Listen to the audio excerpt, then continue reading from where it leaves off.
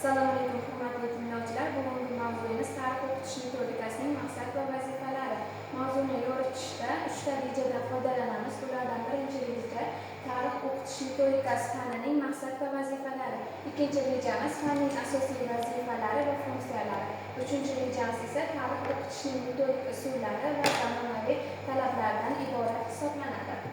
Tarix o'qitish metodikasi bu pedagogik va fanlarning muhim tomonlaridan biri bo'lib, u o'quvchilarda tarixiy bilimlarni berishning eng samarali yo'llarini tadqiq etadi. Bundan tashqari, tarix o'qitish metodikasining maqsad va predmetlariga to'xtaladigan bo'lsak, tarix o'qitish metodikasi fanining asosiy predmeti o'quvchilarda tarixiy bilimlarni o'rgatish jarayoni, ya'ni o'qituvchi va o'quvchi o'rtasidagi o'zaro aloqa qonuniyatlardan iborat hisoblanadi.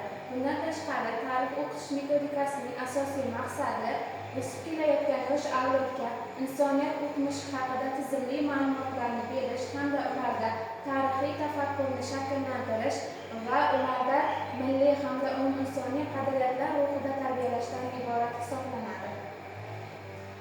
Tarix o'qitish metodikasining asosiy bir nechta vazifalari mavjud bo'lib, bulardan birinchisi bilim berish vazifasi hisoblanadi. Bilim berish o'quvchilarga tarixiy faktlar, hodisalar va jarayonlar haqida aniq tasavvurlarni hosil qilishdan iborat hisoblanadi. Keyingi vazifasi esa bu rivojlantiruvchi vazifa hisoblanadi.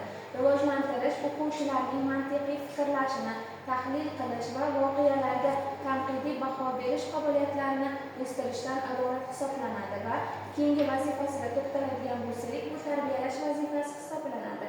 Tarbiyalash o'quvchilarni insonparvarlik, milliy g'urur va bag'rikenglik, ya'ni tolerantlik tuyg'ularida shakllantirishdan iborat hisoblanadi va so'nggisi metodik ta'minot vazifasi hisoblanadi. Metodik ta'minot darsliklar, o'quv qo'llanmalar va ko'rgazmali qurollardan foydalanish metodikasini ishlab chiqishdan iborat hisoblanadi. Tarix o'qitish metodikasi fanida bir nechta usullardan foydalaniladi. Bulardan eng asosiysi an'anaviy usul hisoblanadi. An'anaviy usul o'z ichiga hikoya qilish, tushuntirish, savol-javob va xaritalar bilan ishlash kabi usullarni qamrab oladi. Bundan tashqari, interaktiv metodlar ham mavjud bo'lib, hozirgi zamonaviy yondashuvlarda keng qo'llanib kelmoqda. Interaktiv metodlarga aqliy hujum metodi, klaster metodi hamda case study metodlarini o'z ichiga qamrab oladi. Bundan tashqari, axborot texnologiyalaridan foydalanish ham tarix o'qitish metodikasida eng asosiy yondashuvlardan biri hisoblanadi. Bunda biz multimedia vositalaridan, vizual muzeylardan va 3D modellashtirishdan foydalanishimiz mumkin. Xulosa qilib aytadigan bo'lsak, tarix o'qitish metodikasi fani shunchaki dars o'tish usuli emas, balki o'tmish va kelajakni bog'lovchi ko'prikdir.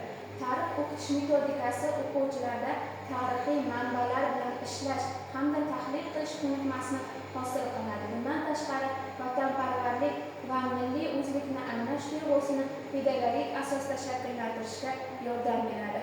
Xulosa qilib aytadigan bo'lsak, qisqacha mavzuyimiz shundan iborat edi. E'tiboringiz uchun rahmat.